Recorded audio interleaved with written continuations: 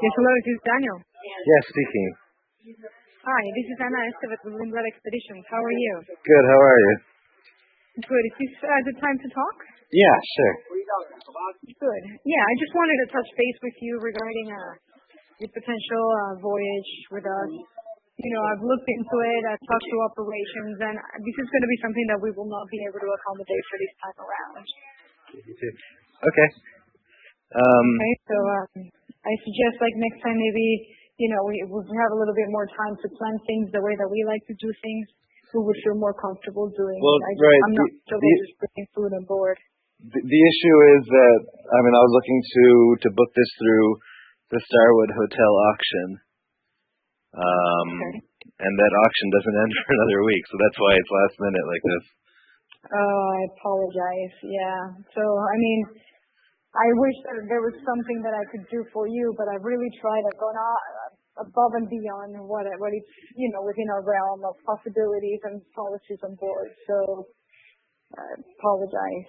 I mean, what is the issue with the place in Buenos Aires, the open kosher? So there's a couple of issues. Number one, that this is really generally not how we operate. We like to do the food on board. The only way that I can make sure that you're being catered for is if my chefs that are trained to do these things are doing it. So I'm not really comfortable like buying ready to eat food without me even seeing it or knowing anything about it. And then the logistics from bringing it down to Ushuaia, it's just a lot more than, you know, it's just not fair on the team that's doing the logistics on that end. So, you know, we like to do things the right way. We like to plan it, map it out.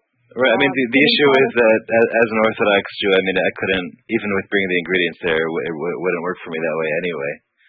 Well, no, because our kosher guidelines are, and it says so specifically in the guidelines, they're not catered for us Orthodox. We simply I understand, but I mean, other cruise lines usually don't have an issue with arranging for airline meals. I'm not really sure what the issue is with the airline meal. And we don't have issues catering for koshers. We do it, but we do it our way and the way that our operation works. So, you know, it's a fit. It's the way that we do business, and it's the way that other cruise companies do business. You know, I'm not comfortable with it.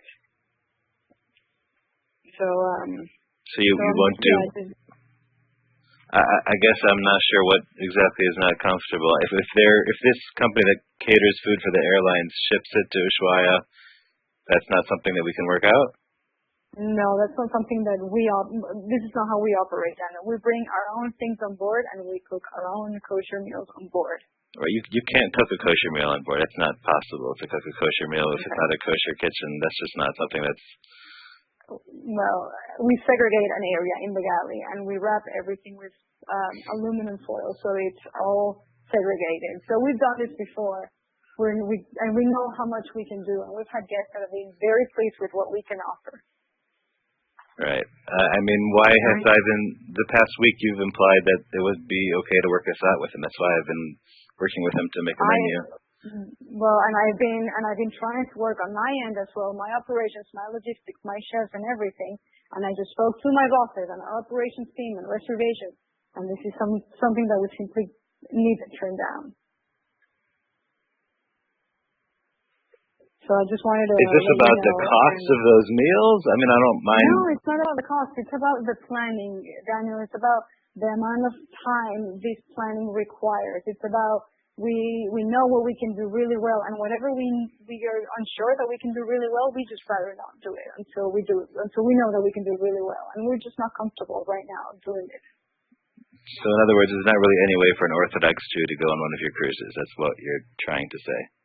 Our culture guidelines are not for Orthodox, and it says so on the document. I understand. I'm just very shocked that you wouldn't be able to accommodate an Orthodox Jewish traveler. Well, and I've never encountered that in my life. In advance, because I understand you letting me know. I'm just shocked that you can't make an exception in the case of a strict diet. Well, no, we simply can't. We write down what we can do and what we can do. I understand what you wrote. I'm just shocked that it's not possible to accommodate. That's all. Well, all right. I don't know why if you have a sealed meal why it can't just be warmed up on board. It's not really asking that much. I could have them ship a box to you, and all you need to do is put it in an oven, and that's it.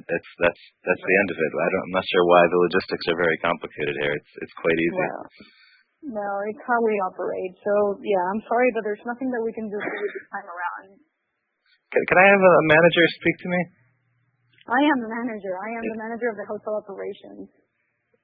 I mean, someone higher up in the company. I'd just like to talk about their policy, not Coptic Orthodox Jews. Well, I am the owner of the program, Daniel. If you want to speak to my boss, I will have him call you when he's back in town. Yeah, that would be great. All right, we'll do. Okay, I appreciate it. All right, thank you. Bye-bye.